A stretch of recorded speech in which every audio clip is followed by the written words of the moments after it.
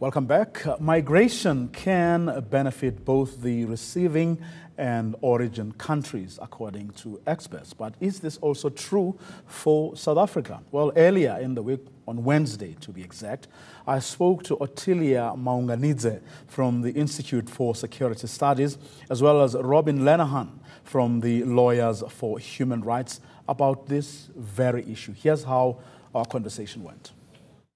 We continue our focus this week on emerging markets, and tonight we look at the impact of migrants. Brazil is battling to deal with the amount of people fleeing political and economic turmoil in neighboring Venezuela.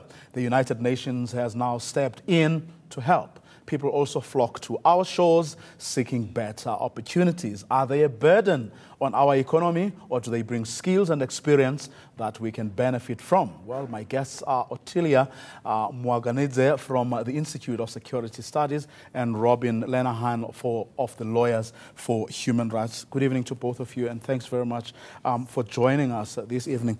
There is this perception that most of the people who come here, and one must add, who come from African countries, are a burden to the economy of this country. Your thoughts? Well, I think it's important at the beginning to make the distinction between two different types of migrants, particularly with your introduction about Brazil. And the distinction for me is between those who are choosing to leave and those who are forced to leave.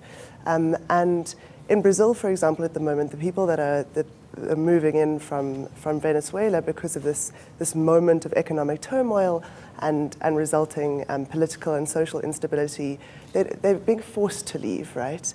So these are asylum seekers, refugees. They might not have that status in Brazil or other neighboring countries yet, but it's a very different type of migrant.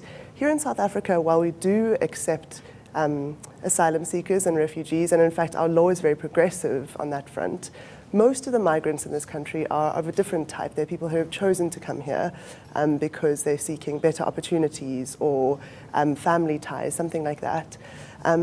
It's not necessarily the case, though, because it could well be that in a place like Zimbabwe or Malawi, yes, or Swaziland, for that matter, yes, there may not be the kind of meltdown we're seeing right now, yes, in South America. Yeah.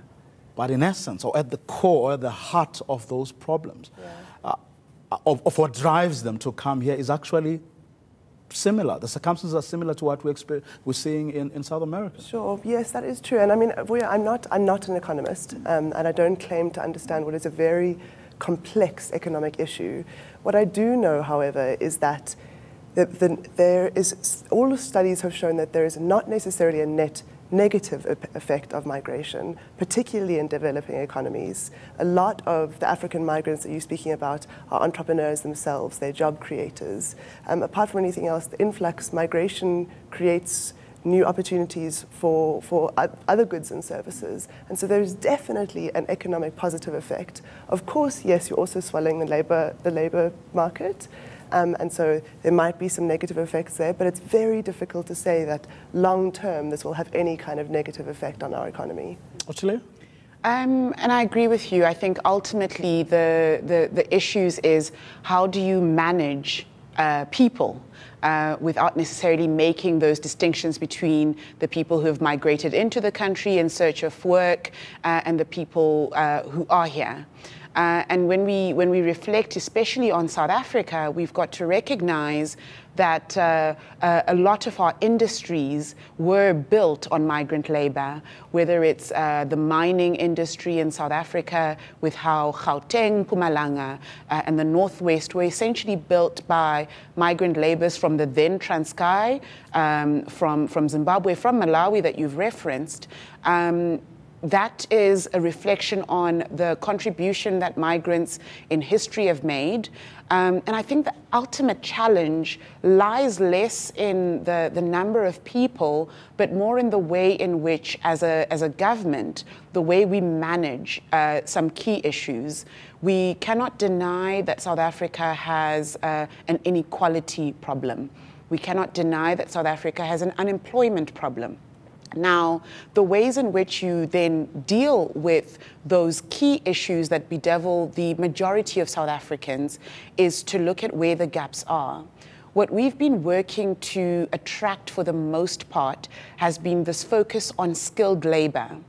But if we look at the mushrooming informal settlements, the fact that a lot of our cities were not built for the numbers of people, forget people from elsewhere, they weren't built for the number of South Africans that are currently in Gauteng, in the Western Cape, even in Durban. What we need are the people who build those houses. What we need are the people who construct roads.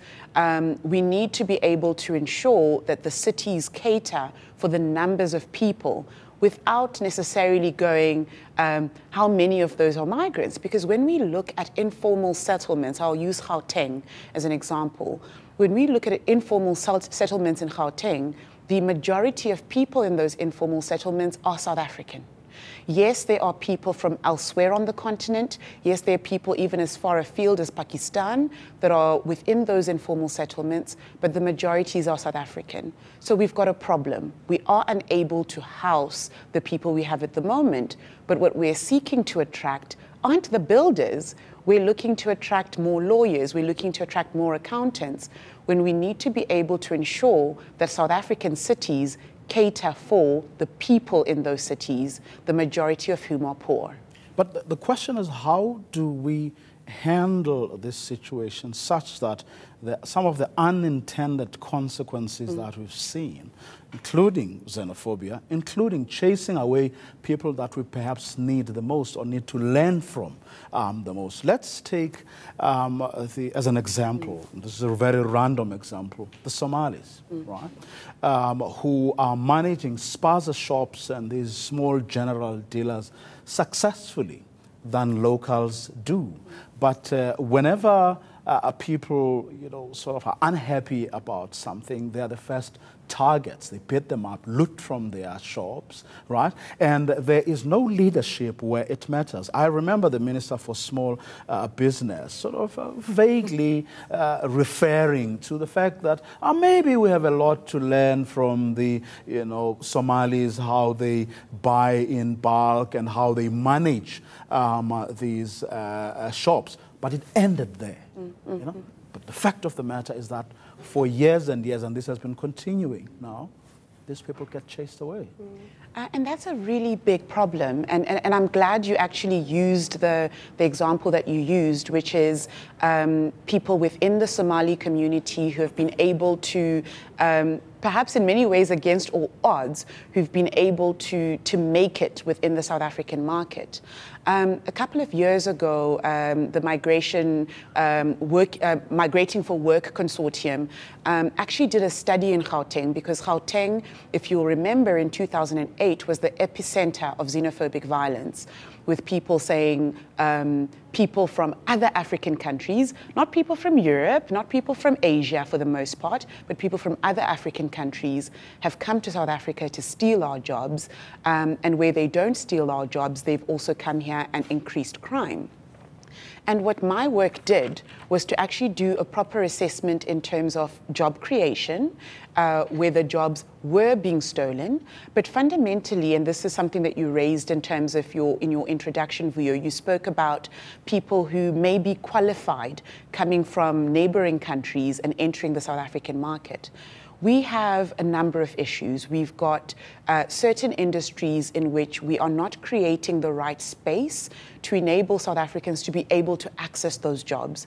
So people who are already qualified enter those markets. Then we've got medium and small enterprises that have become enterprises where people, be they from Somalia, Ethiopia, or elsewhere, where they've been able to crack into that market, but we haven't provided the right amount of skills or an enabling environment to allow for South Africans to be able to crack that. What was interesting in the research that my work did was that people from other African countries incidentally actually employ more South Africans. So while you see the front face, while you see the person in the spaza shop being a Somali, you'd find that across the value chain, that was occupied by South Africans. So they're actually employing people. What we're failing at, and I say we because I think it's a whole of people response. What we're failing at is having accurate communication on the issues themselves. So it's easy to blame the point of weakest resistance. It's easy to say, this person is the reason I don't have a job, instead of reflecting on what the structural issues are that are making it more difficult for South Africans to access the job market. You know, I was listening to the Minister of Health. We were talking about the NHI. And somewhere in the middle of the briefing, he says, look, I have a problem. We have a budget for so many people who live in this country. So we can only provide health facilities for so many people. And even that which we are providing is certainly not enough. Now, this doesn't take into account the fact that there are so many people from all over the world who are now in South Africa and who depend on the very same health facilities that are not adequate for the South Africans that we've catered for. How should such an issue be addressed without, again, playing into the hands of whoever may be xenophobic or may think that the reason they are not getting adequate health care is because there are all these foreigners who have come to crowd the space, so to speak? Well, I think a good place to start is to think of migration as a fact, right? With a very long history. For as long as people have been on the earth, people have been moving, and will continue to do so. Whether we clamp down on border control or create more restrictive laws, people are going to be moving. And I use moving rather than influx. So I mean moving in and out of the country. And I think from Ottilia's point, an important thing to realize as well is that if people are going to be moving, we need to address that fact. And there is this movement, it's not just a South African issue, it's a global thing, to blame shortcomings of both politicians and a general administration on migrants. Now, things like unemployment, inequality, lack of adequate education or health facilities are not the fault of migrants, right? This is the fault of a very, very long history of most of our population not being able to access social services. And if we accept migration as a fact, that our population is going to grow and shrink as people come in and out, then we just have to start considering that when we make policy decisions and administrative decisions. And very importantly as well, that a lot of this stuff is not true, right? That migrants are not a huge drain on our economy. And so there's also obviously a big advocacy and educational side to this. Our population needs to understand that there really is very little fact to most of those sort of allegations. So while debunking these myths, whose responsibility then does it become to actually not only correct the wrongs, but do something about the inequality, the joblessness, and all those things that may well be underlying issues, but which other people choose to ignore, and which then lead to the trap of those who are less fortunate blaming, migrants for their plight. Because it can't be everybody, because no one is going to take responsibility. That's just a fact. No. And I think the fundamental issue is, and I'll go back to this, is how you manage these issues, right? And ultimately, the primary the primary responsibility, be it the provision of services, be it the creation of an enabling environment to be able to do business, to be able to engage in the market, rests on the state. That being said, and I think even saying the state, it's almost like this amorphous thing that exists elsewhere. We've got to be very clear.